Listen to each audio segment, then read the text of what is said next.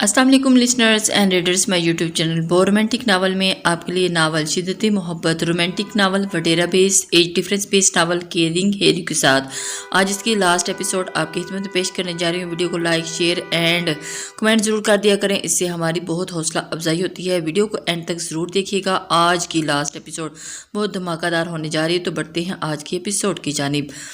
वो बर्तन समेट रही थी जब अचानक नज़र आलमगीर खान पर पड़ी। वो ज़ारों की तार रो रहे थे, मुंह से गूं गूं की आवाज़ें भी निकल रही थी।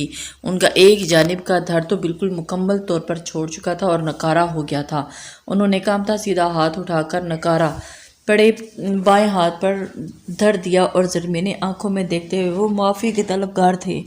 आंसू आंखों से रवां थे। ज़रमीने के दिल को कुछ हुआ।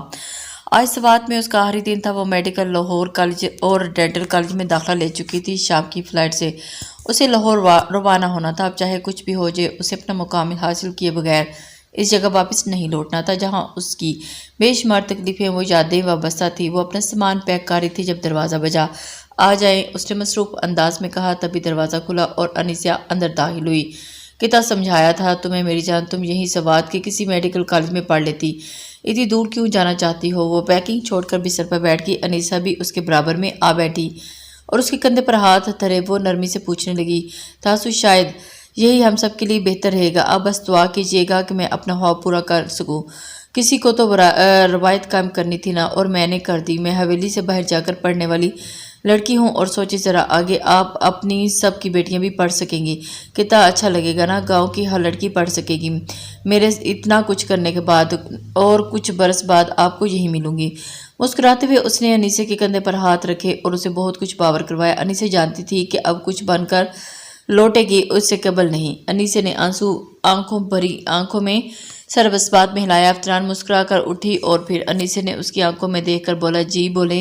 वो रुकी और उसकी जानिब देखा। दादाजी से मिलकर जाना, न जाने वो जिंदा हैं रहे या नहीं, उनकी हालत ठीक नहीं है। अफ्तरान कुछ लम्हे होंठ चबाती अनीसे को देखकर उसके पास आ खड़ी हुई और उसके हाथ पर हाथ धरा। अपना होंठ इतना सफ़ेद मत करो कि बाद में तुम्हें पछताना पड़े। अनीसे की आंखों में हिलते जाते अफ्तरान चंद लम्हे फर्श को घूरती रही, फिर धीरे से असबात में सर हिला दिया। शुक्र है। अनीसे ने पुरसुकून होकर उसे गले लगाया और उसे होश दबाया जब दरवाज़ा बंद होने की आवाज़ दी। शायद वो जिंदा रहें या ना रह सके, शायद वो जैसे भी हैं हमारे दाजी हैं। बाज़ जा रही थी। उसने किताबें बिस्तर पर रखी और शाल उठाकर खुद पर लपेटती वो कमरे से निकली और नीचे कमरे की जानिब बढ़ी। हर उठते कदम के साथ अपने खुद पर भी था सब याद आ रहा था। उसने सर झटका और फिर कमरे की दरवाजे में रुक गई। गहरा सांस भरे उसने दरवाज़ा खोला और अंदर दाखिल हुई। सामने उसे असफद नजर आया। लाला आप बाहर जाएं, मुझे दादी से बात करनी है, उसने दो टूक लहजे में कहा। वैसे भी आप वो मर्दों से दो टूक लहजे में मुहातिब होती थी। असफद ने सर उठाया और उठकर बाहर चल दिया। उसके जाने की तसल्ली किए अफ्तनान ने दरवाज़ा बंद किया और नकाब उतारे उनके पास चली गई। वो आंखें मूंदे सो रहे थे। अफ्तनान उनके बालों में हाथ चलाने लगी। वो उठ गई और आंखें सकेट कर अफ्तनान को देखा। खुशी के मारे मुंह से ज़ोर ज़ोर से आवाज़ें निकालने लगे। अफ्तनान ने उन्हें बाजुओं के सहारे उठाकर बिठाया और उनके सामने आ बैठी। आज मैं जा रही हूँ यहाँ से, यहाँ बहुत तकलीफ दे वो यादें हैं जो मुझे डसती रहती हैं। सर झुकाए बोल रही थी। आलमगीर खान की आंखों से आंसू बह रहे थे। सर उठाकर खान को देखा। अफ्तनान खान को देखा और आंसू मोम कर देते हैं। आलमगीर खान ने बेबसी से सर झुका दिया। मैं कोई हलिश छोड़े जाना नहीं चाहती। गलती आपकी और बड़े बाबा की थी और खमियाजा मैंने भुगता। मेरी ज़ात तबाह हुई तो वो तो मज़े से चल दिए, न मुड़ कर पूछा न खबर ली। और आप लोग भी अब ये चाहते हैं कि मैं यानी अफ्तनान दियार खान यहाँ रुक कर अपने ख्वाब नहीं, बिल्कुल भी नहीं। हसरतें मरी हैं, ख्वाब नहीं। ख्वाबों की कुर्बानी देकर बैठ जाओ। उसने नफ़ी में सर हिला दिया और बर्फ लहजे से बोली। आलमगीर खान की आंखों में आंसू रवाते और उसने आगे बढ़कर उनसे आंसू पूछे और उनके माथे पर बोसा दिया। मेरे माफ़ करने से अगर आपको सुकून मिलता है तो जाएं। मैंने आपको माफ़ किया, अल्लाह भी आपको माफ़ करे, आपके लिए आसानियाँ पैदा करें। लहजे में नरमी थी और उन्हें एक नज़र देखते हुए जब से मुस्कुराते हुए उन्हें फिर दरवाजे की जानिब जाते हुए देखा।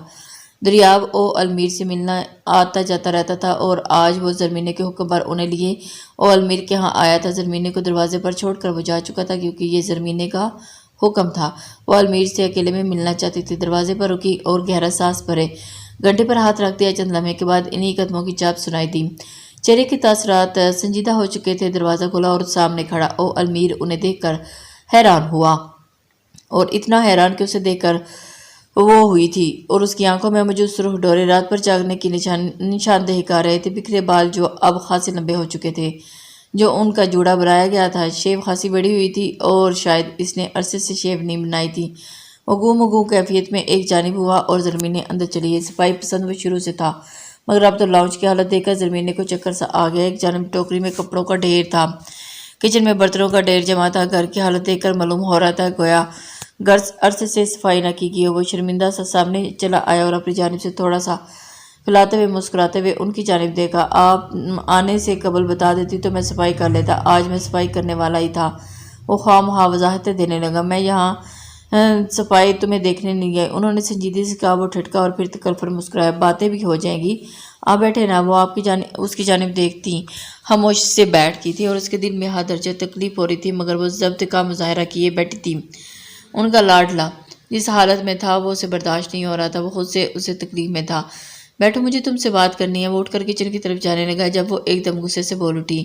اس نے ایک نظر ان کی جانب دیکھا اور پھر خاموشی سے بیٹھ گیا، ہاتھ باندھے سر چکائے۔ وہ شاید اس کے دل کی کیفیت سے آج چھپانے کی کوشش کر رہا تھا جو اس کی آنکھوں سے عیاں ہو جاتی۔ اسے طلاق دے دو، اس کے لہجے میں برچی کی کاٹ تھی اور ان کی بات نے اسے تکلیف پہنچائی تھی، اور اس نے جھٹکے سے سر اٹھا کر ان کی جانب دیکھا، آنکھوں میں بے بسی جیسے زبانے کی ہو۔ ایسا ممکن نہیں ہے، وہ میرا بدلہ ہے، وہ شانزے بن کر اس حویلی میں رہے گی اور حویلی والوں کو میری ماں کی بے بسی یاد دلاتی رہے گی۔ کیا یہ صلہ دیا تم نے مجھے میری پرورش کا؟ شانزے جانتی تھی کہ خاموش، بالکل خاموش۔ تم نے دکھا دیا کہ تم اپنے اس بیٹے کو محبت کرنا سکھاؤ، ضد کرنا نہیں، لیکن تم باپ پہ گئے ہو۔ یہ دکھا دیا کہ تمہاری رگوں میں دوڑتا خون کسی آدمی کا تھا۔ نکلے نا تم بھی وہی عام مرد جو اپنے بدلے کے لیے عورتوں کو استعمال کرتے ہو۔ جانتے ہو میری قسمت میں نے کتنا اعتبار کیا تمہارا۔ مجھے لگتا تھا کہ میری پرورش کا تم پر مجھے بہترین صلہ دو گے، لیکن تم نے کیا جو اس کے بعد اپنی نظروں میں گر چکی ہوں۔ پامیر کے بیٹے کو پالا تھا اسے شانزے کا بیٹا بنانے کے لیے، لیکن وہ کون بن گیا؟ پامیر ہی کا بیٹا۔ ان کے الفاظ سے کاٹ رہے تھے اور اسے بے موت مار رہے تھے، مگر وہ خاموشی سے سر جھکائے بیٹھا تھا اور اس کے پاس کہنے کو کچھ نہیں تھا۔ تم اسے طلاق نہیں دو گے؟ وہ ایک دم صوفے سے اٹھی اور اس کے سامنے آ کھڑی اور اس سے سوال کیا۔ چند لمحے اس کے جواب کا انتظار کرتی تھی، مگر وہ نظریں جھکائے بیٹھا رہا اور انہیں اپنا جواب مل گیا جس کے بارے میں وہ خاموشی سے وہاں سے آنسو بہہ رہے تھے۔ پچھلے 2 ہفتے سے اس سخت سے سخت ڈانٹ سن کر بھی اس کے ہر کام کر رہی تھی۔ وہ جان چکا تھا کوئی ڈھیڑ ہو تو انگیزہ جیسا اسے کتنا ٹوٹ چکا تھا، مگر وہ باز نہیں آتی تھی۔ بستر پر روز اس کا سوٹ نکال کر رکھ دیتی اور اس کے لیے ہاتھوں سے کھانا بناتی، اس کا ہر کام خود کرتی، اور آج انتہا ہوگی، وہ اس کے جوتے اتار رہی تھی۔ اس بات نے تو ارمغان کا پارا ہی ہائی کر دیا۔ وہ کیسے اس کے جوتوں کی ہاتھ لگا سکتی تھی؟ اس نے جوتوں اس کے ہاتھ پہ دے مارے، وہ خون کے مارے، خوف کے مارے کانپ رہی تھی۔ میں کیا پوچھ رہا ہوں؟ وہ خاموش رہی، اسے جھنجھوڑے وہ سختی سے بولا۔ انگیزہ نے اپنی تکلیف سائڈ پہ کر دی۔ یہی تو اوقات ہے میری، تو کیوں مجھے اوقات میں رہنے نہیں دیتے؟ کیوں دل کو خوش فہم کرنا چاہتے ہیں؟ مجھے اسی میں رہنے دیں، میری اوقات میں رہنے دیں۔ اس کی آنکھوں میں آنسو بہ رہے تھے جو ارمغان کو تکلیف دے رہے تھے۔ میری اوقات ہی ایسی ہے۔ اسے جھٹکے سے اسے چھوڑا، وہ زمین پر جا گری، اٹھ کر کھڑکی کے پاس جا کھڑا ہوا۔ انگیزہ نے پشت کو تکا اور پھر اس کے بازو کے سہارے اٹھ کر اس کے پاس چلی آئی۔ کیوں کہہ رہے ہیں میرے ساتھ ایسا؟ چاہتے کیا ہے؟ میں معافی مانگ لوں تو سن لیں۔ میں چاہ کر بھی معافی نہیں مانگ پا رہی، میں خود کو اس قابل نہیں کر پا رہی کہ آپ سے معافی مانگ سکوں۔ جانتی ہوں آپ کا ظرف بہت وسیع ہے، میرے کہے بغیر ہی آپ نے۔ وہ سامنے کھڑکی کے سامنے جھانکا اور خاموش رہا، اس کی آنکھوں میں دیکھتا رہا۔ انگیزہ تنگ آ چکی تھی، اس کے سرد رویے کے مارے اسے بہت بری طرح سے مار رہی تھی۔ انگیزہ نے اس کا ہاتھ تھاما تھا اور اس میں کوئی مزاحمت نہ کی، بس خاموش کھڑا رہا اور اس کی جانب دیکھتا رہا۔ شرمندہ دیکھنا چاہتے تھے مجھے تو آپ دیکھ لیں، آج میں بہت شرمندہ ہوں، بلکہ آج کیا، میں تو پچھلے 5 برسوں سے شرمندہ ہوں۔ اتنی شرمندگی کہ میں نے خود سے نظریں نہیں ملاتی، اور اتنی شرمندہ کہ میں اب آپ سے نظریں نہیں ملا پاتی۔ جانتی ہوں مجھے آپ پر اعتبار کرنا چاہیے تھا اور میں نے وہ نہیں کیا۔ جانتی ہوں میں کیسا غلط کیا۔ اس نے حیرانی سے پوچھا، کیا کسی نامحرم کو رات کے پہر تنہائی میں ملنا ملانا پہ یہ غلط نہیں ہے؟ انگیزہ کے سوال پر وہ سن رہ گیا اور یکٹک اس کی جانب دیکھنے لگا۔ کبھی اس نے اس نیج پر کیوں نہ سوچا، اور وہ ٹھیک کہہ رہی ہے۔ میں جانتی ہوں میں نے غلط کیا، لیکن آپ نے بھی غلط کیا، کہیں نہ کہیں ہم دونوں نے غلط کیا، لیکن ہم اس سے نظریں چراتے پھر رہے ہیں، ہم حقیقت سے نظریں چرا رہے ہیں۔ کیا ایسا نہیں ہو سکتا کہ مجھے مزید شرمندگی سے بچانے کے خاطر آپ مجھے معاف کر دیں؟ ارمغان چند لمحے اس کی جانب دیکھتا رہا، پھر دھیرے سے مسکرایا اور نفی میں سر ہلا دیا۔ مجھے بس اس بات کی تکلیف پہنچائی تھی کہ تم نے میرا اعتبار نہیں کیا، تمہارے لگائے الزام تو مجھے سو جان سے قبول ہیں۔ وہ اس کی چاہت کے سامنے ہارنے لگا تھا اور محبوب کے سامنے اپنی ہار کو قبول کرنے میں اسے کوئی قباحت محسوس نہیں ہو رہی تھی۔ میں آپ کو آپ کا اعتبار واپس لوٹانا چاہتی ہوں اور میں آپ کے ساتھ ہی زندگی گزارنا چاہتی ہوں۔ کیا ایسا نہیں ہو سکتا کہ آپ مجھے اس کی بات مکمل ہونے سے قبل ہی ارمغان بول اٹھا، پھر رکا اور اس سے ہاتھ چھڑوائے الماری کی جانب گیا اور کچھ یہ مت کہنے کہ معاف کر دو۔ لمحہ وہاں جھکا کچھ ڈھونڈتا رہا، پھر ہاتھ کچھ تھامے اس کی جانب چلایا۔ انگیزہ نے کوشش کی کہ دیکھ پائے، ارمغان نے اس کی مشکل حل کر دی۔ اس کے ہاتھوں میں تھامی وہ پازیب اسے وہ کیسے بھول سکتی تھی؟ اس نے مسکرا کر چہرہ جھکا لیا۔ ارمغان کا ہاتھ تھامے وہ اسے بستر تک لے آیا اور اسے بیٹھنے کا اشارہ کیا اور اس کے قریب زمین پر بیٹھا۔ انگیزہ کی پلکیں بوجھل ہو رہی تھی۔ آج تو حق ہے، اس نے مسکرا کر کہتے انگیزہ کا پاؤں اٹھا کر اپنے گھٹنوں پر رکھا اور محبت و نرمی سے وہ پازیب اس کے پاؤں میں ڈال دی۔ چند لمحے پازیب دیکھتا رہا اور پھر سر اٹھا کر دیکھا تو محترمہ رونے کا شغل پورا کر رہی تھی۔ اس نے انگیزہ کے آنسو پونچھے اور اس پر جھیل کی سی گہری آنکھوں میں جھانکا۔ کیا ایسا نہیں ہو سکتا کہ ہم ایک نئی شروعات کریں، سب بھلائیں؟ ارمغان نے ایسے مسکراتے ہوئے اس کا ہاتھ تھام لیا۔ آنکھوں میں خوشی کے دیپ جلے اور ماضی محبت کے سارے ہار کر دور رہ گیا تھا۔ نہیں، اپنی محبت کو دوسرا موقع دینا تھا۔ خانزادی انگیزہ پامیر خان، کیا آپ کو خانزادہ ارمغان ملیار خان کا ساتھ قبول ہے؟ وہ دلکش انداز میں بولا تو انگیزہ نے مسکراتے ذرا نیچے جھک کر اس کے ماتھے سے اپنا ماتھا ٹیکا۔ تشکر کے احساس سے دونوں ہی آنکھیں موند گئے تھے۔ آج محبت اپنی منزل پا چکی تھی۔ چند ثانیے بعد ارمغان کو اس کی مسکراتی ہوئی آواز سنائی دی، دل و جان سے قبول ہے۔ وہ کھلکھلائی اور آسمان پر موجود پورے چاند بادلوں کے ساتھ چھپن چھپائی کھیلنے میں آج ماہ کامل کی رات تھی اور چاند کی تکمیل کی رات تھی۔ Lahore medical and dental college کی پرشکوہ عمارت اس کے سامنے کھڑی تھی اور اس نے گہرا سانس آج پھر یہاں اپنے خوابوں کی تکمیل کے لیے آ چکی تھی۔ اب اسے دل لگا کر اپنے خوابوں کو پورا کرنا تھا۔ اس نے گہرا سانس ہوا کے سپرد کیا، نہ محسوس انداز میں اپنے سفید کوٹ کی شکنیں درست کی اور پھر ہاتھ تھامتی کتابوں کو سینے سے لگائے وہ سیڑھیاں چڑھتی گئی، اور ایک سیڑھی، دوسری، تیسری سیڑھی، اور اس کا بڑھتا ہر قدم اس کے اپنے خوابوں کے نزدیک تک اسے لے جا رہا تھا۔ 6 سال بعد ابھی وہ جرگے سے لوٹے ہی تک لاؤنج میں بیٹھے دیار خان کو سلام کرتا وہ اپنے کمرے کی جانب چلا آیا۔ دروازہ کھولے اندر داخل ہوا تھا کہ اسے انیسے کی چنگارتی آواز سنائی دی، خبردار، اب اگر تم دونوں ہلے بھی تو میں نے دونوں کی پٹائی لگانی ہے۔ 2 چھوٹے چھوٹے بچے پورے کمرے میں دوڑتے پھر رہے تھے، کبھی بھاگ کر بستر پر چڑھ جاتے تو کبھی پھر نیچے اتر کر آ جاتے، بھاگنے لگتے۔ انیسہ تنگ آ کر وہیں زمین پر بیٹھ گئی اور بری طرح رونے لگی۔ تم لوگ مجھے بس کتنا بے بس بنا دیتے ہو، اتنی ناشکری تو میں نے کبھی نہ تھی، یا اللہ۔ اس کا رونا جاری تھا جب 5 سال کا اذہان اور 2.5 سال کی کشف چھوٹے چھوٹے قدم اٹھاتے اس کے پاس آ بیٹھے۔ اذہان نے اس کے بازو آنکھوں سے ہٹائے تو کشف نے اچک کر چھوٹے چھوٹے ہاتھوں سے اس کے آنسو پونچھے۔ وعدہ مورے جان، اب ایسا نہیں ہوگا، اذہان نے معصومیت سے کہا، اور ایک لمحے میں وہ پگھل گئی اور ایک کے ساتھ دوسرے بازو میں گھیرے ملی چٹا چٹ ان دونوں کو اپنے باہوں کے سار میں لے لیا اور پیار کا مظاہرہ کرتے ہوئے ہلکا سا مسکرا دیے۔ بس مورے جان، ساری محبت اور باباسائی کہاں ہے؟ وہ مصنوعی افکی سے بولتا اس کے پاس آیا اور وہی گھٹوں کے بل انیسے اور بچوں کے قریب زمین پر بیٹھ گیا۔ نہیں بابا، آپ کے لیے بھی ہیں اتنی آپ کے درمیان۔ اذہان نے سنجیدگی سے ہاتھوں کے درمیان فاصلہ بنا کر انہیں وضاحت دی۔ اس پر دل کھول کر ہنسا۔ اذہان کو بازو کے حلقے میں لیا اور کشف کو گود میں بٹھایا اور دوسرا بازو انیسے کے میرے بچوں شانے پر رکھا اور اس کے گرد موجود یہ جو اتنی محبت اور بڑے طریقے سے بانٹ دی ہے، اسے اتنی ہی رہنے دو اور اس میں ہم سب کو لے آؤ۔ بازو سے گویا اس کے اشار کے برابر اشارہ کیا۔ اذہان کے پیشانے پر بوسہ دیا تو گود میں بیٹھی کشف تیزی سے اٹھی اور اس کی گود میں جا کر اٹھی۔ زندگی اب مکمل اور خوبصورت ہو چکی تھی۔ عالمگیر خان کے لیے اللہ تعالیٰ نے ایسا نہیں پیدا کر دی تھی۔ 3 سال قبل وہ وفات پا چکے تھے۔ افطران ان 6 سال میں عالمگیر خان کی موت پر بھی حویلی پر آ پائی تھی اور اپنی زندگی میں انتہائی زیادہ مصروف ہو چکی تھی۔ پلوشی اور دریاب کی ایک ہی بیٹی تھی جمل، اور ان کی آنکھوں کا تارا تھا ارمغان۔ کبھی شہر تو کبھی پوسٹنگ جاری رہتی، اب انگیزہ ان کے ساتھ ہی رہتی تھی جہاں اس کی پوسٹنگ ہوتی۔ آرمی کی جانب سے ان کی رہائش کا بھی انتظام ہو جاتا تھا۔ ان کے 2 بچے تھے، امان اور زمان۔ وہ دونوں کہنے کے تو جڑواں تھے مگر عادت ایک دوسرے سے یکسر مختلف تھی۔ امان انتہا میں زیادہ سنجیدہ تو زمان انتہا سے زیادہ شرارتی۔ بنفشہ اور نوفیل کے 3 بچے، صفا، مراد اور ابراہیم۔ بی جان سارا وقت لاؤنج میں بیٹھے گزار دیتی۔ زرمینہ بھی ان کے ساتھ موجود رہتی۔ ارحم کا رشتہ فرح خانم کے رشتہ داروں میں طے ہو چکا تھا۔ کچھ عرصے کے بعد ان کی شادی تھی۔ سب اپنی اپنی زندگیوں میں مصروف ہو چکے تھے۔ واحد ایک افطران تھی جس کی جانب سے ہر وقت بی جان یا حویلی والوں کے لیے پریشانی لگ رہتی۔ وہ چڑ جاتی اور ان کا کہنا تھا کہ اس سے متعلق کوئی بات نہیں سنی۔ جان بھی مجبور ہو کر خود ہی خاموش ہوتی تھی۔ MBBS مکمل کیے اب اسے 1.5 سال بیت چکا تھا۔ اب وہ وہی لاہور میں ہی جاب کر رہی تھی۔ آج کے دن عام دنوں کی طرح بہت مصروف تھا۔ جب اسے اس ہسپتال میں آئی تھی تب سے ڈاکٹر شہریار کے ساتھ بطور اسسٹنٹ کام کر رہی تھی۔ وہ اتنی محنت اور لگن سے کام کرتی کہ ڈاکٹر شہریار کو کبھی کبھی اسے کوئی شکایت نہ ہوتی۔ تمام وارڈز کے فائنل دورے کے بعد وہ ریسٹ روم میں چلی آئی جہاں فارغ اوقات میں تمام ڈاکٹرز اکٹھے ہو کر بیٹھے تھے۔ اس نے اپنے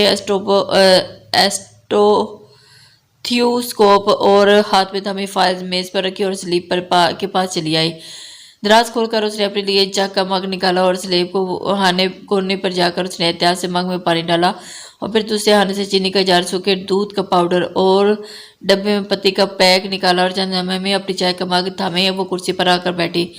چند دنوں میں اس کی حوص جاب ختم ہو جانی تھی، پھر اسے سوات لوٹ جانا تھا اور اپنا مستقبل بنوانا تھا۔ اب رئیس کی جائیداد بیچ کر اسے سوات میں ہی مناسب جگہ ڈھونڈے اسپتال کی عمارت کا کام شروع کروا دیا تھا۔ کام کی نگرانی ارحم کر رہا تھا۔ وہ چاہتی تھی کہ جب یہاں سے جائے تو جا کر فوراً ہی اپنے کام کا آغاز کر دے۔ مزید تاخیر کیے اسے گوارا نہیں تھا۔ اس کی نظریں بلا ارادہ اوپر کی جانب اٹھی تو اوپر کھڑی ساتھ ہی ایک نوٹ پیڈ پر لکھا ہوا تھا۔ اس نے دانت پیسے اور چائے میز کے مگ پر رکھے، تیزی سے اٹھی اور نوٹ اکھاڑ کر باہر جھانکا۔ ارد گرد کوئی نہ تھا۔ بزدل وہ بڑبڑائی، کوئی دور سے اس کی حرکات کا مطالعہ کر رہا تھا۔ اس کے آدھ ڈھکے چہرے کے تاثرات جانچ رہی تھی۔ وہ دوبارہ کرسی پر آ بیٹھی اور نوٹ پیڈ پر لکھے الفاظ پڑھنے لگے۔ خوبصورت لکھائی میں لکھی الفاظ: جانے یہاں تم سے بچھڑے آج 6 سال 4 ماہ اور 10 دن 15 گھنٹے 11 منٹ اور 3 سیکنڈ ہو گئے ہیں۔ اس کے چہرے کے نقوش پر سختی دھرائی اور اس نے مٹھی سے ہی میں ہی اس کاغذ کو دبائے باہر کی جانب اچھال دیا۔ پچھلے 1 سال سے ایسے لاتعداد نوٹ اسے مل چکے تھے۔ وہ جانتی تھی کہ یہ کس کا دھرا ہے، مگر وہ اس سے سخت ناراض تھی۔ اپنی ذات کی بے قدری اسے قطر برداشت نہ تھی۔ چائے کا کپ جو ہی رکھا وہ آ گئی۔ دروازے پر ناک ہوئی۔ اس نے ایک دم سے اجازت دی، آ جائیں۔ اس کی اجازت دینے پر ہسپتال کے ممبر فیور بابر صاحب اندر چلے۔ ان کے ہاتھ میں گلاب کے پھولوں کا بڑا سا گلدستہ تھا۔ افتنان سر پیٹ کر رہ گئی، بیٹا یہ آپ کے لیے ہے۔ وہ اس کے سامنے میز پر گلدستہ رکھنے لگے جب وہ بول اٹھے، ایسا کریں بابا، یہ آپ آج اپنے ساتھ لے جائیں۔ اس نے بے نیازی سے کہا تو بابر صاحب نے چونک کر اس کی جانب دیکھا۔ کیا بات ہے بیٹا، دیکھ رہا ہوں پچھلے 1 سال سے ہر جمعہ کو آپ کو اس طرح گلدستے آتے ہیں مگر آپ انہیں ٹھکرا دیتی ہیں۔ انہوں نے نرم لہجے میں افتنان نے آنکھیں اٹھا کر پھاڑ کر ان کی جانب دیکھا۔ اس نے تلخی سے کہا، لیکن جسے دیے جاتے ہیں وہ تو اہم ہی ہوتا ہے نا بیٹا، انہوں نے نرم لہجے میں کہا۔ افتنان نے دوسری جانب چہرہ موڑ لیا۔ وہ بہت بزدل ہے، سامنے آنے سے ڈرتا ہے، حقیقت کو قبول کرنے سے ڈرتا ہے، بے قدر تھا اور بے قدروں کی قدر بھی نہیں کرتی۔ اس نے نقاب تلے اپنے ہی ننھی ناک سکوڑی تھی، آپ لے جائیں، اس نے کہہ کر دوسری جانب چہرہ پھیر لیا اور بابر صاحب گہرا سانس بھر اور گلدستہ اٹھائے باہر کی جانب چل دیے۔ باہر شام ڈھلکتی جا رہی تھی اور تاریکی، ڈیوٹی ٹائم ختم ہو چکا تھا۔ وہ سو چائے کا مگ دھو کر اپنے سامان سمیٹتی وہ ایک جانب بڑھا اور اپنا بیگ اٹھا کر کندھے پر لٹکائے ہسپتال کی پرشکوہ عمارت سے باہر آنے لگی تھی۔ یہاں چند قدموں کے فاصلے پر اس کا ہاسپٹل موجود تھا جہاں وہ رہائش پذیر تھی۔ وہ ہاسپٹل میں داخل ہونے والی تھی جب کسی نے ایک دم اس کا بازو پکڑ کر اسے اپنی طرف کھینچا اور یہ گرفت اسے 7 سال پیچھے لے گئی تھی اور بغیر اس کی جانب دیکھے وہ جانتی تھی کہ کون ہے وہ۔ اندھیرے میں تبھی ایک دوسرے کا چہرہ نہ دیکھ پائے۔ گہری آنکھیں ان بری آنکھوں سے ٹکرا گئی تو پل بھر کو گہری آنکھوں میں افسوس اور ملال اترا۔ افتنان جبکہ بری آنکھیں تو جیسے ہی اس کے دیدار سے پیاس بجھا رہی تھی۔ افتنان نے ہوش میں آتے اس کے مضبوط ہاتھوں سے گرفت چھڑانے میں بازو چھڑایا، پھر تنفر سے سر اٹھا کر اس کی جانب دیکھا اور اس کی سڑک کی جانب پوچھتی اور تب سڑک پر کوئی گاڑی زن سے گزری اور جس سے روشنی پل بھر کو المیر کے چہرے پر پڑی۔ 7 سال پہلے کے المیر اور اب کے المیر میں زمین آسمان کا فرق تھا۔ یہ المیر خود سے بیزار نظر آتا تھا اور لمبے لمبے بالوں کا جوڑا بنائے اس کی تعریف متوجہ ہوا۔ کیسی ہو، بے تانے بانے لہجے میں بولا۔ وہ چونکی پھر سر جھٹکا، اسے پیچھے کی جانب دھکا دیا اور وہ تلخی سے بولتی جا رہی تھی۔ ہاسٹل میں داخل ہو گئی، کسی طرف دیکھے بغیر ہی سیدھی اپنے کمرے میں چلی آئی، دروازہ بند کیے۔ ایک بار پھر اس کا ضبط ٹوٹا تھا اور اسے لگتا تھا کہ وہ کبھی نہیں روئے گی، مگر وہ غلط تھی۔ آج اتنے برسوں بعد اسے یوں اچانک سامنے دیکھ کر، اس کی آنکھوں میں بے رونقی دیکھ کر، اس کے لہجے کی بے تابی محسوس کر کے اس کا دل بھر آیا، کسی وقت سے ماضی میں لے گیا۔ وہ اسے شادی سے قبل اغوا ہونا، اس کا المیر سے نکاح کر لینا، المیر کا اس کے بال بنانا، اس کا ناشتہ بنانا، وہ کافی پیتے چاند کا نظارہ کرنے والی رات، ڈھونڈو اور مکھونڈے کا وہ سفر اور وہ اس کا دل ہر بات پر بھر رہا تھا۔ اس کی حالت گواہ تھی کہ اگر وہ سکون میں وہ نہ تھا تو وہ سکون اسے بھی حاصل نہ تھا۔ تکیہ منہ پر رکھے وہ اپنی سچکیوں کو دبا رہی تھی۔ کیوں آئے آپ میرے سامنے؟ ساری رات وہ ہجر کی آگ میں جلتی رہی جس میں وہ پچھلے کتنے سالوں سے جل رہی تھی۔ زرمینے کے الفاظوں سے جھنجھوڑ کر رکھ دیا تھا۔ وہ شانزے کا بیٹا تھا، وہ امیر کا بیٹا کیوں بن گیا؟ اسے خود سے گھن آنے لگی تھی۔ اسے واقعی آج 6 ماہ بعد حویلی گیا تھا۔ اس کی توقعات کے برعکس حویلی میں سب نے اس کا خوشائند استقبال کیا۔ دریاب کی ضد پر وہ عالمگیر خان کے کمرے میں چلا آیا۔ جس شخص کو اس نے ساری زندگی معاف نہ کرتا، اس کے بستر پر پڑی بے بسی محتاجی کو دیکھ کر اس نے اپنا دل بڑا کرتے ہوئے اسے معاف کر دیا، مگر مزید کوئی بات کی بغیر خاموشی سے وہاں سے نکل گیا۔ بی جان نے اس سے ناراض تھی۔ فرح خانم بھی سیدھے منہ بات نہ کی۔ زرمین نے تو کمرے میں ہی چپ چاپ رہی۔ پہلے زرمینے کو منانا ضروری خیال کیا تھا۔ مورے جان کیا چاہتی ہیں آپ؟ ان کے سامنے بیٹھا وہ بے بسی سے بولا، تم اسے طلاق دے دو، وہ تم جیسے شخص کے قابل ہی نہیں، جو عورتوں کی عزت کرنا نہیں جانتا اور اس کی قدر کرنا بھی۔ سنجیدگی سے بولی تو پھر المیر کی آنکھوں میں ملال اتر آیا تھا۔ اس نے انتہائی افسوس سے ان کی جانب دیکھا، مورے جان آپ کو میں ایسا لگتا ہوں کیا میں اس طرح کا ہوں؟ آپ نے ایسے کیسے سمجھ لیا؟ مورے جان میں عورتوں کی بہت عزت کرتا ہوں اور یہ میں نے آپ سے ہی سیکھا ہے۔ آپ کا بیٹا کیسے عورتوں کی عزت نہیں کرے گا؟ آپ ہی نے تو عزت کرنا سکھایا۔ ہاں ٹھیک ہے، میں تو ہو گیا تھا بدلے کی آگ میں پاگل، مگر اب وہ پل پل کو کیا ہے نظریں جھکا لی۔ زرمینے نے اسے غور سے دیکھا اور قدرے آگے ہو کر بیٹھی، مگر اب انہوں نے بے چینی سے پوچھا۔ اس نے نظریں اٹھا کر ان کی جانب دیکھا اور پہچانے لگا اور کسی قیمت پر اسے چھوڑ نہیں سکتا۔ اب بھی اگر اس سے دور رہوں تو اسے وقت دے رہا ہوں اور اس کے خواب پورے کرنے کا موقع دے رہا ہوں کہ ایک دفعہ اس کے خواب پورے ہو جائے، پھر بڑا جھک جاؤں گا اور اسے منا لوں گا۔ جانتا ہوں بہت دکھایا میں نے اس کا دل اور وہ بہت سخت ناراض ہے، مگر مورے جان کہیں بھی چلی جائے رہے گی تو وہ میری، اس کی محبت، وہ چاہتے ہیں، وہ باتیں، یہ حد درجہ دیوانگی زرمینے کو سکون سے ملا۔ تم نے ثابت کر دیا کہ تمہاری تربیت میں نے کی ہے، جاؤ آپ بھی جان سے مل لو، انہوں نے اسے گلے لگاتے ہوئے کہا۔ ان گزرے 6 سالوں میں افسانہ کے ساتھ ایک سارے کی طرح ہر جگہ موجود رہا تھا۔ اس کی ہاؤس جاب کا آغاز المیر کو یہی وقت ٹھیک لگا تھا جب وہ پڑھائی مکمل کر چکی تھی، تو اس کا کچھ وقت لینا تو المیر کا حق تھا۔ وہ دروازے کے لیے کوئی نوٹ چھوڑ دیتا، ہر جمعہ اس کے لیے گلدستہ بھجواتا، کسی ٹین نے جس کی طرح وہ سب کرنے کے عادی ہو چکا تھا۔ وہ جانتا تھا کہ وہ اس کے نوٹ پھاڑ دیے اور اس کے گلدستے کبھی اپنے پاس نہیں رکھتی، پاس رکھنا تو دور کی بات کبھی ان کو چھوا تک نہیں، مگر اس سے یہ وقت تک کرنا تھا جب تک افسانہ اس تک لوٹ نہ آئے۔ وہ اپنے کیبن میں بیٹھی مریضوں کا چیک اپ کر رہی تھی۔ اس نے ایک مریض کو دوائی لکھ کر اس کے چیک اپ کے لیے اسے رخصت کیا تو دروازے میں پیون نے سر نکال کر جھانکا گیا تھا۔ نیکسٹ، اس کے کہنے پر پیون نے سر ہلایا اور باہر چڑھ گیا۔ افسانہ نے سر جھکا لیا اور دائیں ہاتھ بڑی فائل اٹھا کر اس کا مطالعہ کرنے لگی۔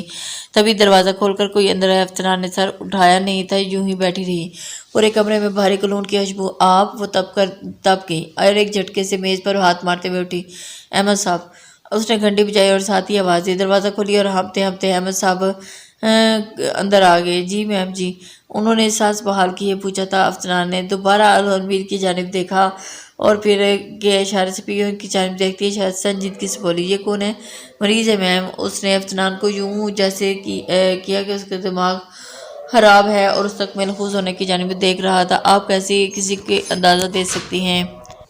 آپ ایسے کیسے عالم اندرانے دے سکتے ہیں؟ اس نے شدید غصے کے عالم میں پوچھا تو بیہیو ایسے دیکھا جیسے انہیں ان کی جانب دیکھا اور اس کے بعد مزید بگڑتے ہوئے المیر اس کی جانب دیکھ رہا ہے۔ پیون نے حیرت کھلا منہ دیکھ لیا اور تیزی سے باہر کی جانب بڑھ گیا اور باہر جا کر یہ خبر سب کو سنانا تھی کہ افسانہ صاحبہ شادی شدہ ہیں۔ افسانہ کا چہرہ غصے سے سرخ ترین ہو گیا تھا اور غور اسے ضبط کیے بمشکل بولی، آپ کو ذرا سی شرم ہے، تمیز ہے آپ کے نہیں؟ آپ جانتے ہیں کہ انہوں نے باہر جا کر سب کو بتانا اور میری کتنی بے عزتی ہوگی؟ المیر خاموشی سے اس کی جانب دیکھ رہا تھا۔ جتنا بولنا ہے بولتی جاؤ، میں سن رہا ہوں۔ وہ کرسی سے ٹیک لگائے بیٹھ گیا، بازو سینے سے لپیٹے اس کی جانب دیکھنے لگا اور اسے گہرا سانس پڑا۔ کیوں آ گئے ہیں آپ؟ اور آپ کیوں آئے ہیں میری زندگی میں لوٹ کر مجھے دوبارہ تکلیف پہنچانے کے لیے؟ آپ ایسا کیوں کرتے ہیں؟ آپ کو ذرا بھی احساس ہے میری تکلیف کا؟ اور اس ناقدری کا جواب آپ نے میری کی ہے اور میرا دل دکھتا ہے۔ میں اتنے برسوں سے تکلیف میں رہی ہوں، آپ کو اندازہ نہیں ہو تو آپ بہت خوش رہے ہوں گے۔ اس کی آواز پر آئی لیکن اس نے جلد قابو پا لیا۔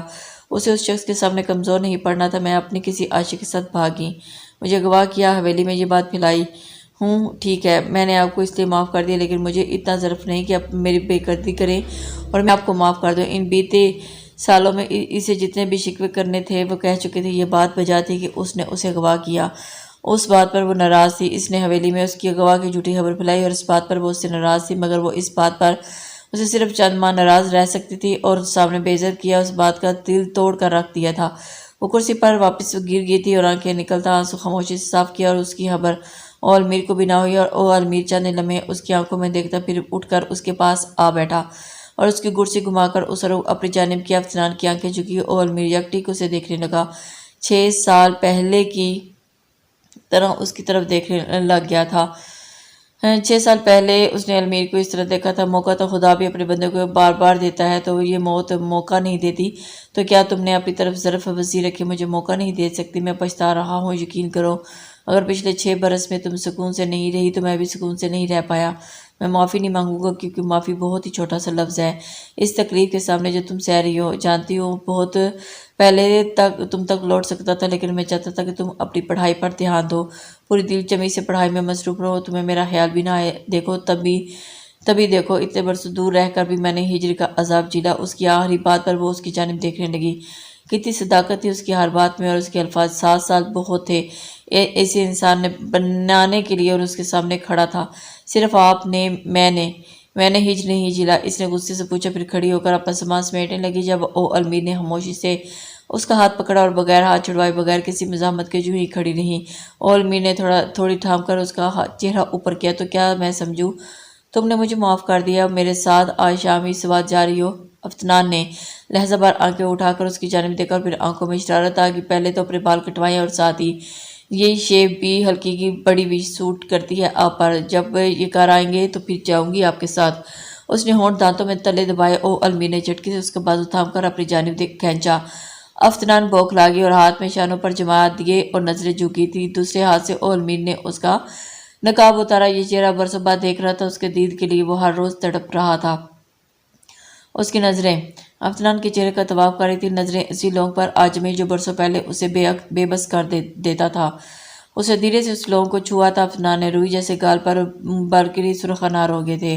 ابھی جاؤ، اسی وقت جاؤ، 6 سال بیت گئے، اب نہیں۔ اور واپس اسے نقاب اور چلیں ڈاکٹر صاحبہ۔ اس نے اس کی آنکھوں کی جانب دیکھا، آنکھوں میں جھانکا، مگر میرے مریض وہ ممنائی آج اس کی ہاؤس جاب کا آخری دن تھا۔ وہ بغیر کسی سے ملے یوں اچانک، مگر اسے کیا علم کہ جناب اس کے شوہر سارا کام نپٹا کر ہی آئے ہیں، بھاڑ میں گئے۔ تمہارے مریض سب سے بڑا مریض تو میں ہوں، جسے محبت کی بیماری لاحق ہوگی ہے، سنا ہے؟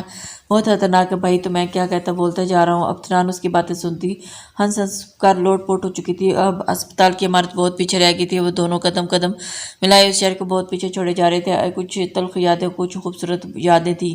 انہیں اپنے علاقے میں جانا تھا، ان کا سوات، جہاں پہاڑوں کی وادیاں ان کے منتظر تھے۔ 30 برس نفرت خود غرضی میں گزارے، اب ان کے آگے خوشیاں ہی خوشیاں ان کی منتظر تھی۔ لسنرز، امید کرتی ہوں کہ آپ کو یہ ناول پسند آیا ہوگا، اس لیے پلیز پلیز پلیز اپنے کمنٹس ضرور دے دیں اور اپنی رائے کا اظہار ضرور کیجیے گا۔ نیکسٹ ناول کے لیے اجازت چاہتی ہوں، تب تک اللہ حافظ۔